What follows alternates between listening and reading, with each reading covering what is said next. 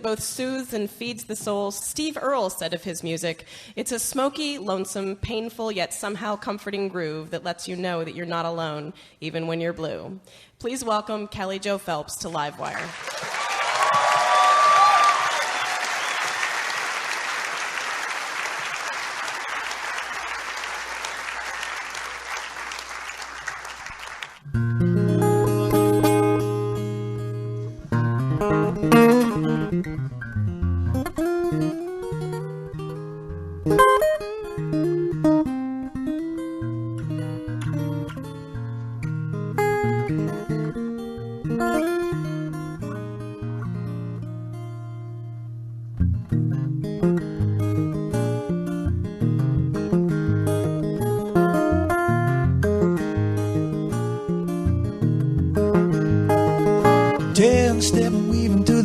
To the floor, I've taken 11, broken the door, and 12 step. I don't want to think like that.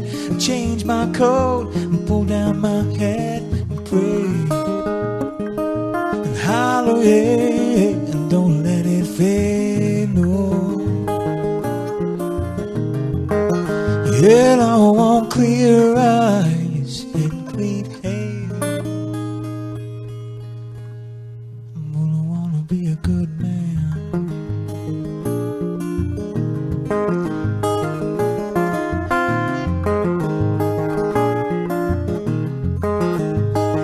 Circle going down Delusion, driving a nine-tail cross-eyed 2-foot slide. Spit the joy from the joyous green and find that old fence I can lean against and pray. And holler, boy, oh, don't let it fade.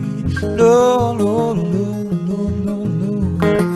Yet I want clear eyes and clean hair.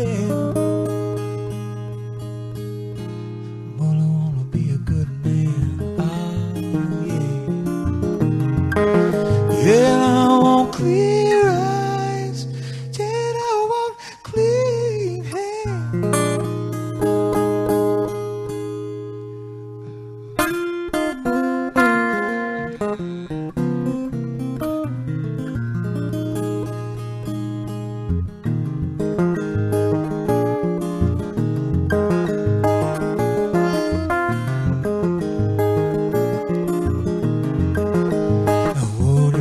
Ship a ricochet off the wall and a short little guy in a great big fall, and how long is too late to lock it right?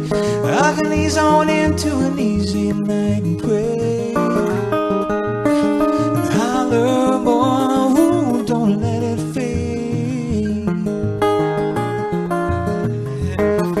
Well, I want clear eyes and I want clean hands. Well, I wanna be a good man.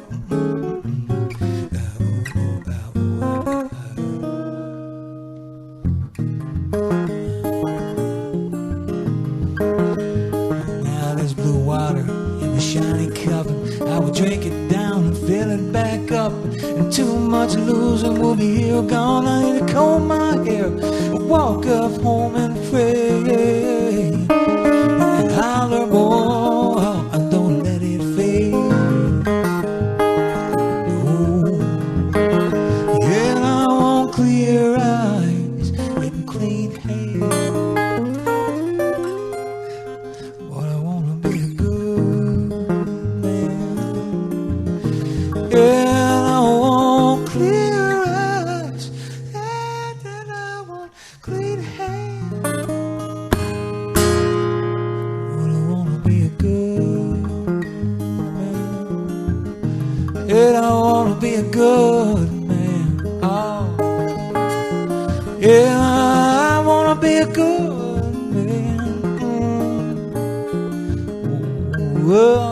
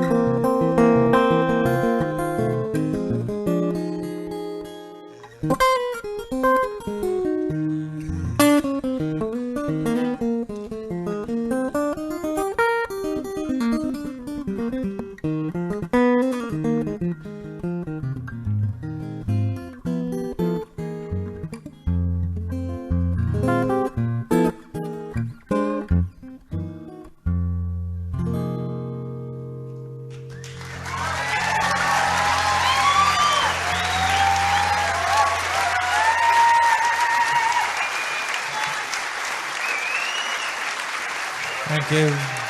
Kelly Jo Phelps.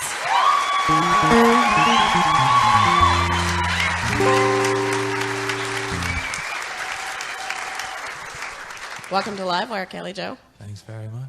This latest record of yours, Toonsmith Retrofit, critics are saying that it's a real evolution for you, that you've always been good, but somehow this is a leap. Is there an explanation for that you can think of? No.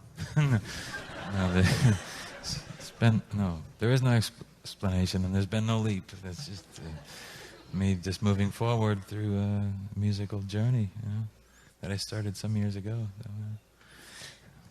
Well, and this is the first time. One of the differences is that you have two original instrumentals on this record. Aye.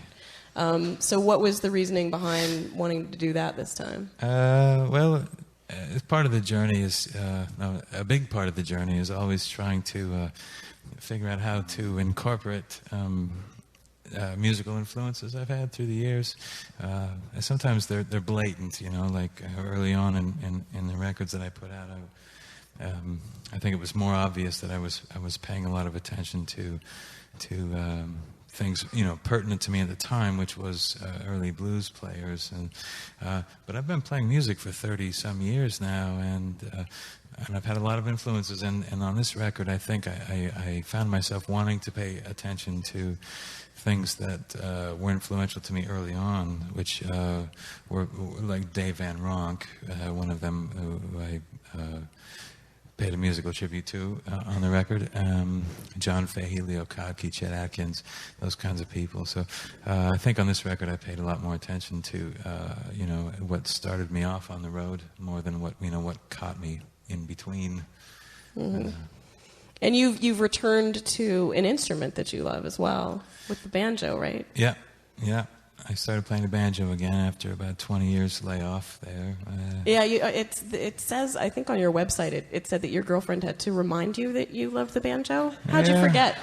It was, I guess I was playing the guitar one morning, and she offhandedly said, "That sounds like something a banjo player would do." And I said, "Well, that's because I was that banjo player that used to do that." And I said, "Why don't you have a banjo?" And I said, "Well, because the shop doesn't open for another hour and a half." Someone who would make a banjo joke would say that a lot of girlfriends wouldn't love their boyfriend enough to remind them that they played the banjo. Well, that speaks both highly of banjo and my girlfriend, isn't it?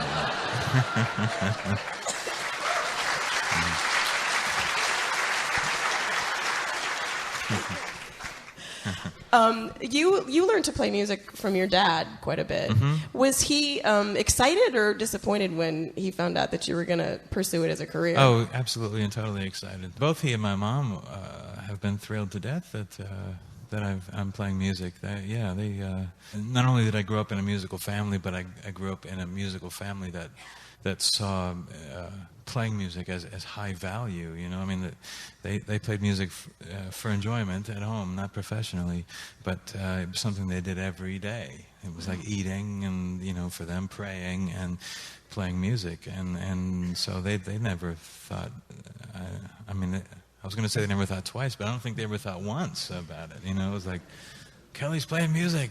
Go, Kelly. That kind of thing. So it was great. And your mom played music as well? Yeah, she did. She does. And what sort of music did your dad teach you when you were first learning?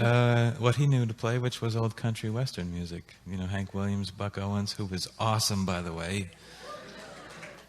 So there's a lot of people who live in the Northwest who remember seeing you at these tiny little venues like the Laurel Thirst in Portland. And do you miss the smaller venues? Do you miss playing them? I miss the social setting, certainly, and always will, for sure. That was a golden moment in time for me, and I'll always cherish those memories and always miss them. Yes, end of that. But you probably like getting paid a little bit more. Well, it's not that as much as it's like musically, what I like about what I'm doing now is that I find myself in situations like this where I can focus, focus on the music and focus on being a musician and and the audience is focused as well. So, everything has the potential of being elevated to that. This is a different kind of intimacy. Well, it is a little bit different. Yeah. Well, it's been such a pleasure having you here, and you're going to come back a little bit later and sing another song for us, right? Ladies and gentlemen, Kelly Jo Phelps.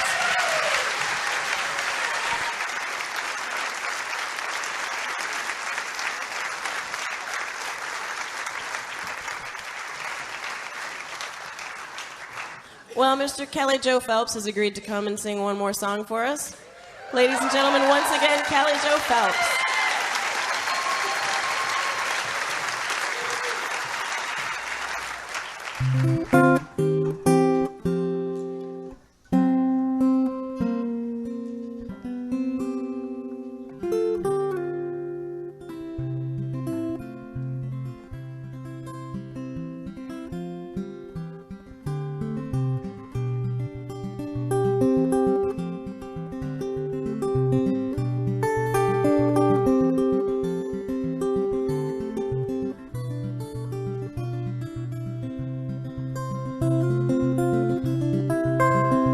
So come along to the Riverside and sit down now. I just want to hear somebody else whine. If you've got tomorrow, I've got a blade, and we can dig a hole into an old book and keep our secrets there.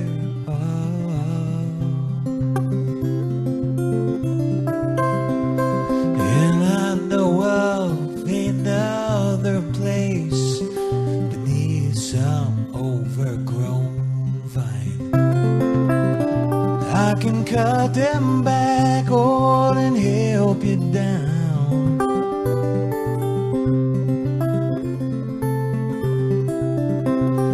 And there I'll listen to every song you know, and I will clap when you are through.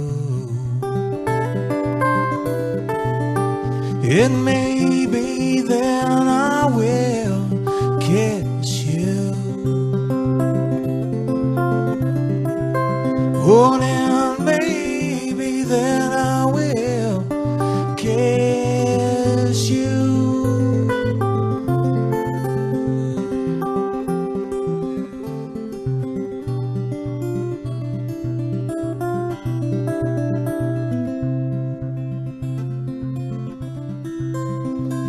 And I've been waiting for a long time to get these stories out.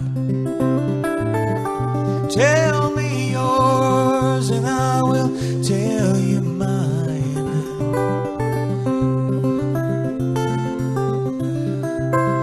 In there I'll listen to every song you know, and I will clap when you are through. And maybe then I will kiss you.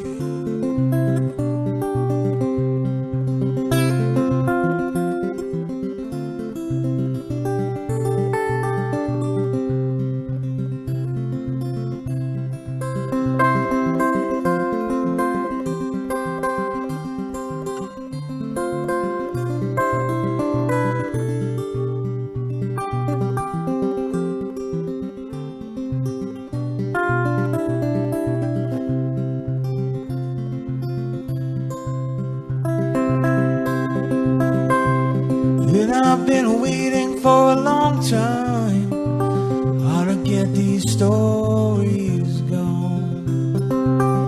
Tell me yours and I will tell you mine now. Then we can spin them sideways over ground and tie a rope around my shoulder.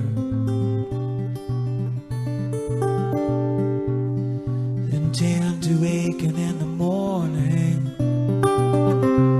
intend to aching in the morning, intend to aching in the morning.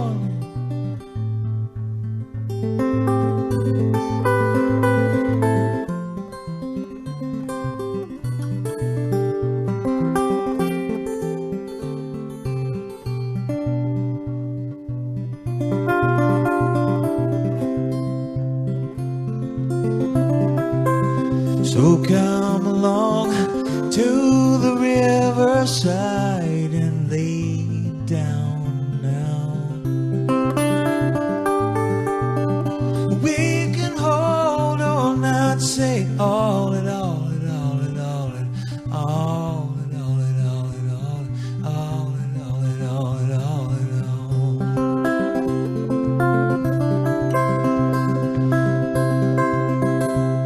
We'll jump out the crow's nest and we'll heave ashore and wave the mighty skull and crossbones. Head up that hill and back down. Hold up that hill and back down. Hold up that hill and back down. Hold up that hill and back down.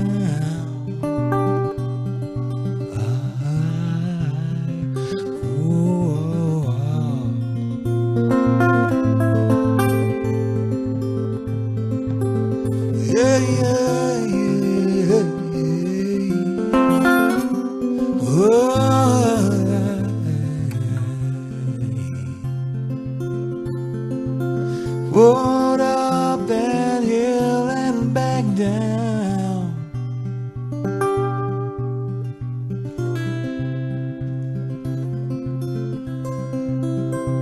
So come along to the riverside.